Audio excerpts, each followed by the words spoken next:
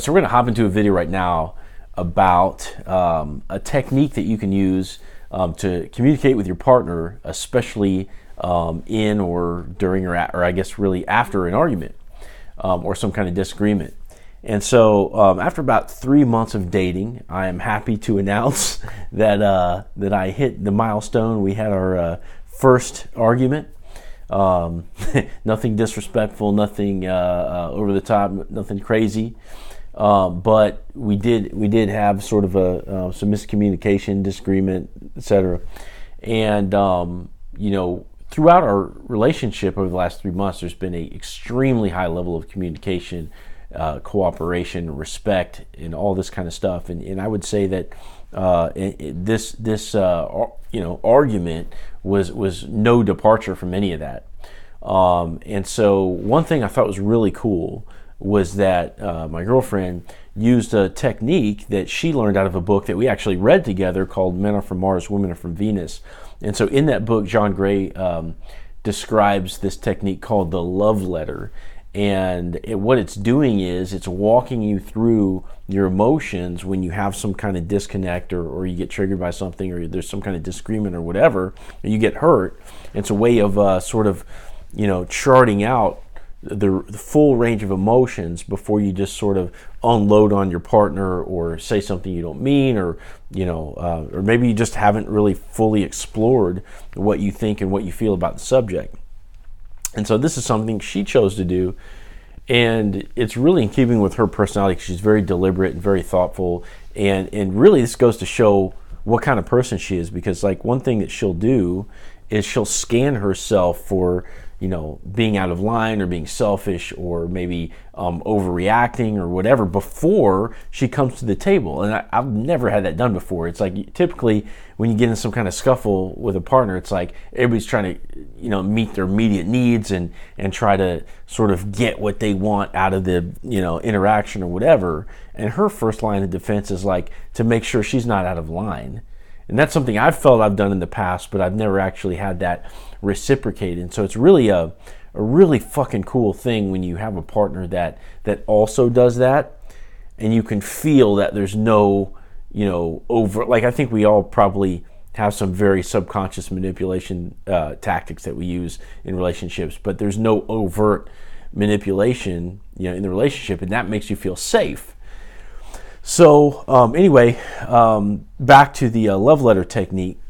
So I actually forgot about this. We read the book together, and it's something that she remembered, and I think it's so cool that she employed it. So I wanted to share this. So love letter technique. So you get triggered by your partner, something happens, you feel upset or whatever, and rather than just knee-jerk react in the moment, if you can hang on to it, what it is writing a letter to your partner about the situation. And so it goes through 5 stages. So you're supposed to sort of chart out your emotions as such. So the first stage is anger.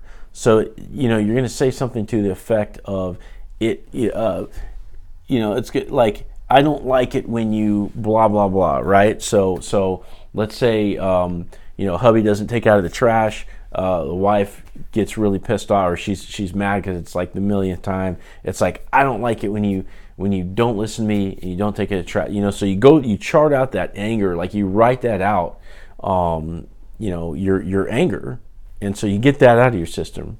And the next step is hurt and sadness. So typically if something makes you angry or jolts some kind of emotion in you, typically it's also going to hurt, right? So then you're going to say, it hurt me when you did such and such and such, right? And then you feel out those feelings of sadness, hurt, etc. And you're gonna write all that out, And so you've explained the anger, now you explain the hurt. The next step is fear, right? So a lot of times when we have these highly charged emotions, these disagreements, etc., they're tied to fears as well. And so you're going to say, hey, I'm scared of this, like, I don't like it when you did this, and it makes me feel like this might happen or whatever, right? So you're going to lay all that out, and that's giving your partner this, potentially a chance to respond to that, be like, what, that's sort of an irrational fear. I don't, that's not really, you know what I mean? You're laying it all out for them to respond to. After that, it's guilt and remorse. So perhaps, maybe. So as you're getting triggered or you feel these emotions, like you're probably going to take some responsibility in the matter as well, right? So then you're going to say, you know what, I'm sorry that I did X, Y, and Z. I could see how, I might have, played into this in this way or whatever. I regret X, Y, and Z, etc. So you're taking a little bit of ownership and expressing any guilt or remorse that you might have in the situation, right? Highly charged situation, disagreement, chances are there's probably a little bit of, squirreliness on both ends. So you'll express that. And then lastly, you're going to take it to the place of love, right? So you've been through anger, sadness, fear, guilt, or remorse, and then ultimately that resolution that you want to come to after you've been through all these emotional or stages of emotion, you want to take it to a place of love, right? That's ultimately, you want to forgive and be forgiven, etc., and that's where you want to end at. So you're going to say something to the effect of, I really care about you. I want to work this out. I forgive you for X, Y, and Z, etc., right? And that's where you want to end up. But typically, when we get triggered on something, we have some kind of disagreement, or we get upset, we're not starting at love, right? And for that reason, so that's where we want to be at, but we also want to be heard too, so that we can feel like we can love. Because if we don't feel heard, if we don't feel understood, if we don't feel accepted, then we're not going to be able to love. We're not going to be able to be vulnerable. And so you end up at love, but you've written out all the things that you're feeling, right?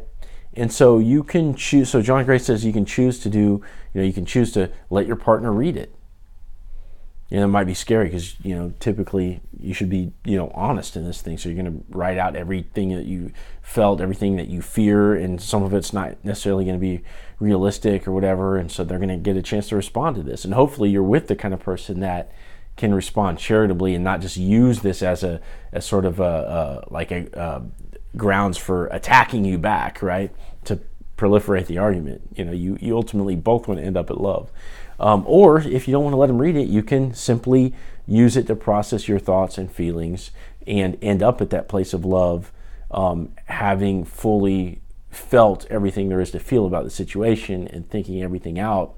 And then you come to your partner with a clear head and you're ready to discuss, ready to resolve. And in her case, that's what she did.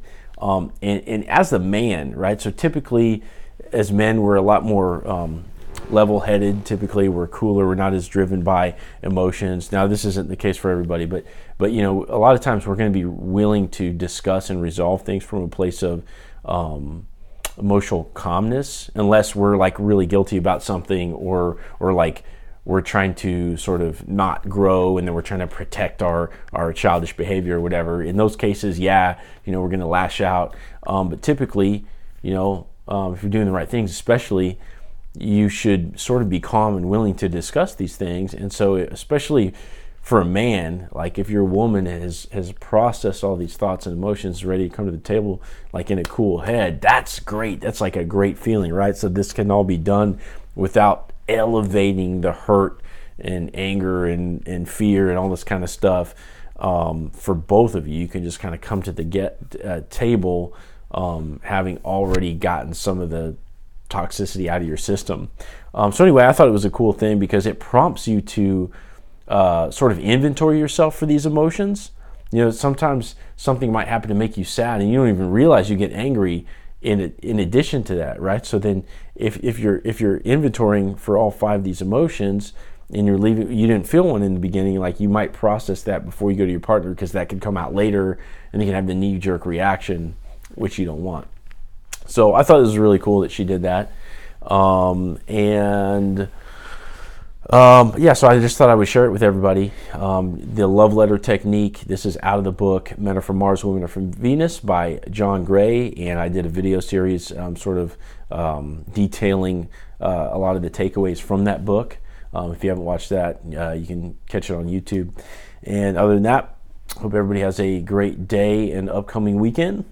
And I will talk to you later.